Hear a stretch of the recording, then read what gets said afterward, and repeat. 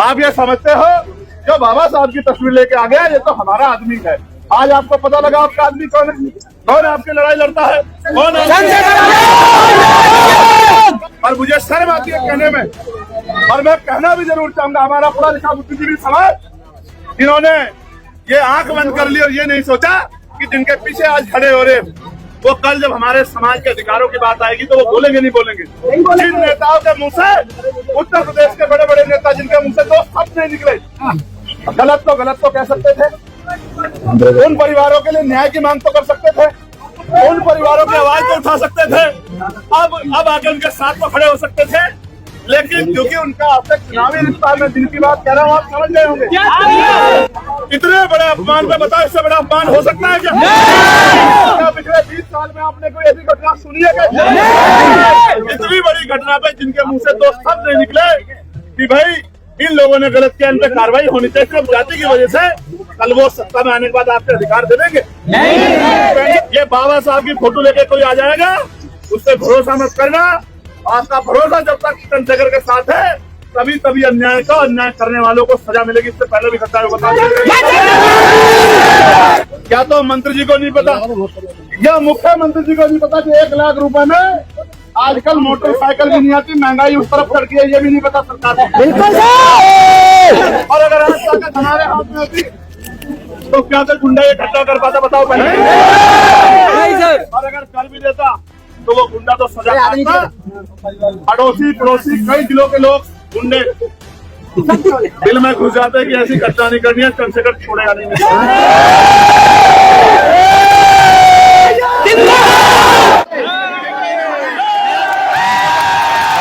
फिर से एक बार अपनी बात कहने के लिए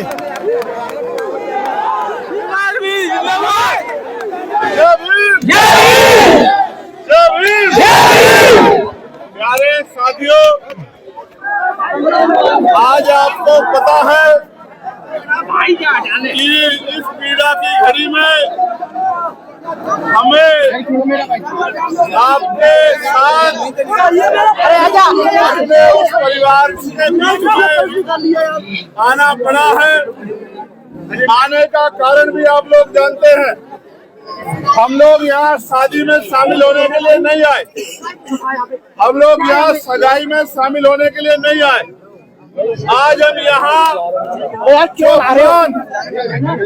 हमारे परिवार का हुआ है और जिस तरह की तकलीफ में हमारा परिवार है उनके दुख को बांटने के लिए और उनको ये विश्वास दिलाने के लिए कि वो अकेले नहीं है, पूरा समाज और हर वो व्यक्ति जिसके अंदर नैतिकता है, जो न्याय को मानता है, जो इंसानियत के धर्म को मानता है, वो सब लोग उनके साथ हैं। यही संदेश देने के लिए आज हम सब लोग यहाँ आए।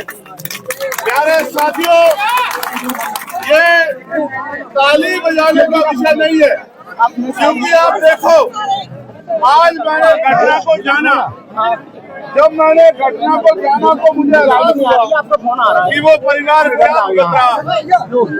मैं उन बेटियों से मिला, वो बेटियां खाना नहीं खा रही है, वो पानी तक नहीं है, उनकी माँ और उनके पिता उनके आगे हाथ जोड़ रहे हैं, वो बच्चियां आंसू रो रही है। वो आंसू तो देखने में पानी के हैं लेकिन उन आंखों से खून बह रहा है, क्योंकि जिन आंखों में सपने थे बड़े बड़े, आज उन सपनों को कुछ गुंडों ने गुंडागर्दी के जरिए उन सपनों को चकनाचूर कर दिया।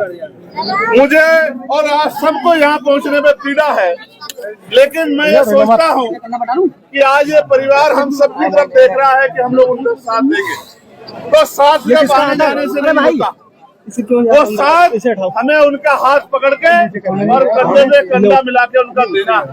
जब वो अपनी शादी की तारीख रखेंगे तो हमें उस शादी में शामिल होना है, सहयोग भी करना है। सहयोग इसलिए करना है कि उनका बहुत बड़ा नुकसान भी हुआ। आपने देखा एक पिता अपनी तरफ से लोन लेके अपनी बेटियों के पूरा खाना बना हुआ, पूरी मिठाई बनी हुई, पूरा सामान तैयार और सब कमन दो भाई मेरे। जिन गुंडों की वजह से हुआ वो गुंडे गिरफ्तार तो हो गए हैं, लेकिन जब तक उनको सजा नहीं मिलेगी हम लोग चैन से बैठने वाले नहीं हैं। अभी परिवार को खतरा है कि जिन गुंडों ने ये घटना की, ऐसा ना हो कल वो जेल से आके उन बच्चियों को या परिवार का जहाँ रिश्ता उनको परेशान करें, या उन लोगों को जिन्होंने कार्रवाई की, क्योंकि उन्होंने धमकियां दी, इसकी जानकारी पुलिस को भी है। तो उन्होंने 2 मांग मुझसे रखी है, उन मांग को मैं पूरा करूंगा। इस बात में मैं आपको बताता हूँ। इनकी मांग ये है, पहली तो उनको वो भय के साए में है। हालांकि मैं मानता हूँ कि किसी भी जाति में सब लोग बुरे नहीं होते, कुछ ही लोग ऐसे गुंडा तत्व होते हैं जो गांव के संस्कार और बहन बेटियों के सम्मान की परवाह नहीं करते। मैं मानता हूँ हर जाति में ऐसे आदमी बहुत बड़ी संख्या में नहीं। अगर सब लोग इतने अन्यायी हो जाएंगे, सब लोग इतने अत्याचारी हो जाएंगे, तो फिर ये प्रकृति जो है, ये जो सृष्टि है, दुनिया चल ही नहीं पाएगी। इसलिए मैं मानता हूँ कि उनकी संख्या कम है, लेकिन मुझे दुख इस बात का है कि उनके परिवार ने उनको अच्छे संस्कार नहीं दिए। गांव की बेटी बहन ही होती है, और उनकी लड़ाई अगर कुछ भी थी तो वो परिवार के पुरुष लोगों से लड़ लेते। उन बच्चियों को पीटना नहीं चाहिए था, उनका अपमान नहीं करना चाहिए था, उनके रिश्तेदारों को और बरातियों को नहीं पीटना चाहिए था। ये मानते हैं कि बरात तो मेहमान को भगवान होता है, लेकिन उन्होंने तो पता नहीं कहाँ के संस्कार उनमें है। तो मैं इसकी वजह से पूरे समाज को गलत नहीं मानता। मैं मानता हूँ चंद लोग बुरे हैं, उन्होंने अपराध किया, उनको सजा मिलेगी। लेकिन यहाँ आप लोगों को भी समझना है, मैं कभी कभी आपकी तरफ भी देखता हूँ, कोई भी बाबा साहब की तस्वीर लेके आ जाता है, आप उसको अपना मान के उसके पीछे पीछे चल पड़ते हैं। आप ये समझते हो जो बाबा साहब की तस्वीर लेके आ गया ये तो हमारा आदमी है। आज आपको पता लगा आपका आदमी कौन है, कौन आपकी लड़ाई लड़ता है, कौन है? कोई चुनाव के समय बाबा साहब की तस्वीर लेके आ जाता है, नारा लगाता है कि हम भी दलित पिछड़ों के जैसी हैं और हमारे लोग, और मुझे शर्म आती है कहने में, और मैं कहना भी जरूर चाहूंगा, हमारा पढ़ा लिखा बुद्धिजीवी समाज जिन्होंने ये आंख बंद कर ली और ये नहीं सोचा कि जिनके पीछे आज खड़े हो रहे वो कल जब हमारे समाज के अधिकारों की बात आएगी तो वो बोलेंगे नहीं बोलेंगे। जिन नेताओं के मुंह से, उत्तर प्रदेश के बड़े बड़े नेता जिनके मुंह से 2 शब्द नहीं निकले, मैं मानता हूँ कि आपके अंदर जाति का एक भाव रहा होगा कि भाई जाति के लोग हैं, लेकिन गलत तो कह सकते थे, उन परिवारों के लिए न्याय की मांग तो कर सकते थे, उन परिवारों की आवाज तो उठा सकते थे, अब आगे उनके साथ तो खड़े हो सकते थे। लेकिन क्योंकि उनका आपसे चुनावी रिश्ता है, मैं जिनकी बात कह रहा हूँ आप समझ गए होंगे, आपसे चुनावी रिश्ता रखना चाहते हैं, वो जो बात करते हैं तमाम नारों की, उनके नारों का सच ये है कि जो आपके आत्मसम्मान की रक्षा नहीं कर सकते, वो कल ताकत में आपके अधिकारों की रक्षा भी नहीं कर सकते। इस बात को आप मेरी जान ले रहे हैं। ये इशारा आप लोगों को समझदारी रखने के लिए कि जिन लोगों ने इतने बड़े अपमान पे, बताओ इससे बड़ा अपमान हो सकता है क्या? पिछले 20 साल में आपने कोई ऐसी घटना सुनी है क्या? इतनी बड़ी घटना पे जिनके मुंह से 2 शब्द नहीं निकले कि भाई इन लोगों ने गलत किया, इन पे कार्रवाई होनी चाहिए, सिर्फ जाति की वजह से कल वो सत्ता में आने के बाद आपके अधिकार दे देंगे? मैं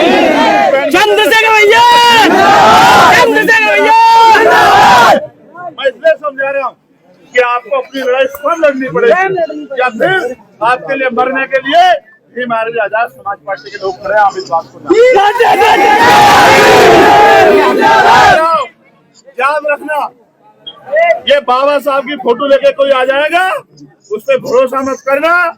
आपका भरोसा जब तक चंद्रशेखर के साथ है तभी अन्याय करने वालों को सजा मिलेगी। इससे पहले भी घटना बता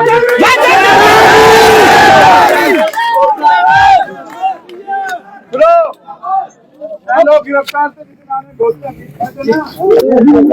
और घोषणा पे 15 हो गए नहीं हो गए? भैया मेरा वॉलेट मिल गया, किसी को मिला तो बता दीजिए। यार शांत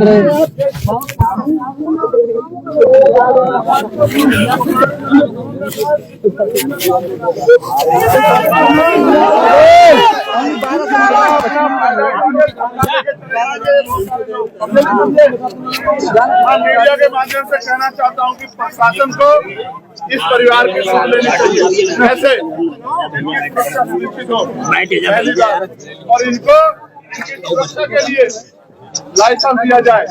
ये परिवार कमजोर परिवार है, कल उनसे जुड़े हुए गुंडे इस परिवार को नुकसान पहुंचा सकते हैं। तो इस परिवार की सुरक्षा का ध्यान रखने की जिम्मेदारी प्रशासन की है, सरकार की है। और एक और बात जानो, एक और मजे की बात बताता हूँ, कान खोल के सुनो। देखो, मैं पुलिस का बहुत धन्यवाद दूंगा कि यहाँ पुलिस ने बहुत अच्छी कार्रवाई, मैं पुलिस से साथों का धन्यवाद दूंगा। लेकिन सोचो कि आपके इतने बड़े नुकसान की कीमत उत्तर प्रदेश की सरकार ने क्या लगाई आपको पता है? 1 लाख रुपए। ऐसा ही मैंने सुना कि मंत्री जी घोषणा करके गए 1 लाख रुपए। आप मुझे बताओ, क्या तो मंत्री जी को नहीं पता या मुख्यमंत्री जी को नहीं पता कि 1 लाख रुपए में आजकल मोटरसाइकिल भी नहीं आती, महंगाई उस तरफ चढ़ गई है, ये भी नहीं पता सरकार को। बिल्कुल 12-13 साल से 10-11 साल से तो सेंटर में भाजपा के लोग और 6-7वें साल से उत्तर प्रदेश में है, और इनको ये नहीं पता कि महंगाई कहाँ होगी। 2 बच्चों की शादी के लिए 2 लाख रुपए की मदद। किसी की नेता की गाय भाग जाती तो उसको 2 लाख रुपए का मुआवजा दे देते, प्रशासन लगा देते। और आपकी कीमत क्या लगाते हैं? का फायदा और अपने दिमाग को सुनो, क्या कीमत लगाई तुम्हारी बताओ? क्या था 2 लाख रुपए में एक मकान नहीं बनता, 2 लाख रुपए में गाड़ी नहीं, 2 लाख रुपए ये तुम्हारी हैसियत लगाई भाजपा की सरकार ने। 2 लाख रुपए आ रही है, और अगर आज ताकत हमारे हाथ में होती तो क्या कर गुंडा ये इकट्ठा कर पाता, बताओ पहले। और अगर कर भी देता तो वो गुंडा तो सजा पाता।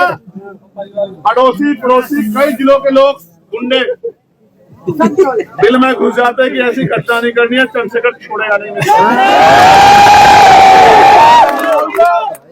25-25 लाख रुपए का मुआवजा इन परिवार को दिया जाता और इनकी सुरक्षा पहले दिन सुनिश्चित की जाती, और इनको एक 5 एकड़ का पट्टा दिया जाता कि भाई आप अपने आप को अकेला मत समझना, सरकार आपके साथ खड़ी। लेकिन क्या करें, गूंगी बहरी सरकार आपकी कीमत लगाती है 1 लाख रुपए। सुनो, कितनी कीमत लगाई? जोर से बताओ। भैंस की कीमत भी, भैंस भी 1 लाख रुपए से महंगी आती है।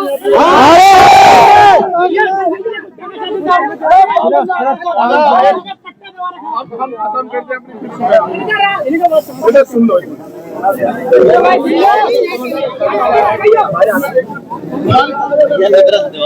अब आओ, आगे आ जाओ, आगे आ जाओ, आगे आ जाओ, आगे आ जाओ। यार यही तो गड़बड़ है। क्या कर रहे हो, क्या चल रहे हो? सरकार में जो कहते हैं वोट दे दो हमारा नारा है, एडीए पता नहीं क्या बताते। और दूसरे कौन है जो 1 लाख रुपए कीमत लगाते हैं? दोनों ही आपके लिए नुकसानदायक है। आपकी रक्षा सुरक्षा संभव होगी तो जब चंद्रशेखर आजाद ताकत में आएगा तभी संभव होगी, और कोई रास्ता नहीं है। तो अपनी सोच को मजबूत रखोगे नहीं रखोगे? क्या इसी अन्याय को सहते रहोगे? बताओ। एक बाबा आए कह रहे जमीन का पट्टा दबा लिया। हमारे दलित नेता चंद्रशेखर आजाद है। अभी पट्टा जो लोग दबाए हैं ना, आप कागज दे दो, वो पट्टा उगल देंगे, आप चिंता मत करो। और जिस दिन ताकत होगी 1 की जगह 2 पट्टे देंगे आपको। आप अपने कागज गाड़ी पहुंचा दो, बाकी हमको छोड़ दो। चंद्रशेखर भैया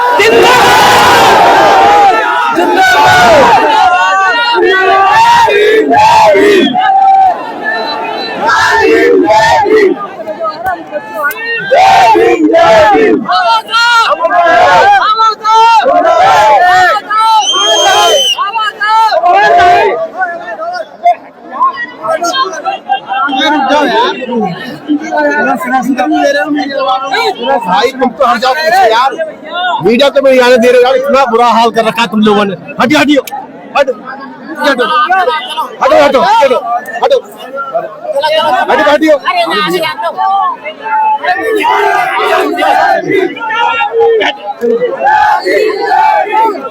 हट जा यार, तुम्हारे चक्कर में हो रही है यार, क्या आदमी है यार, क्या आदमी है यार।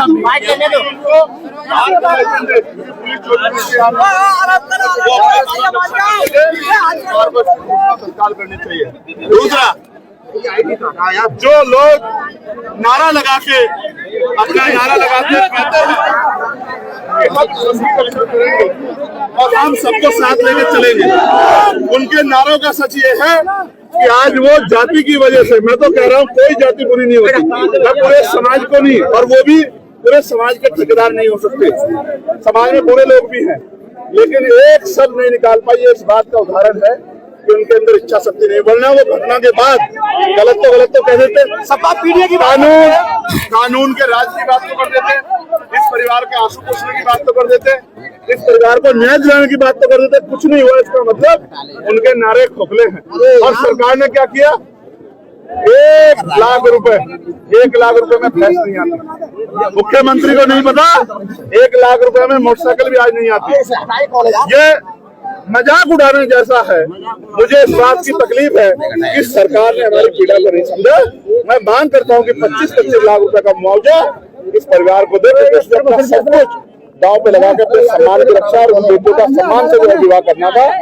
जो इस कानून व्यवस्था का जो बुरा हाल है, जो सरकार की वजह से, जिसके कारण मुझे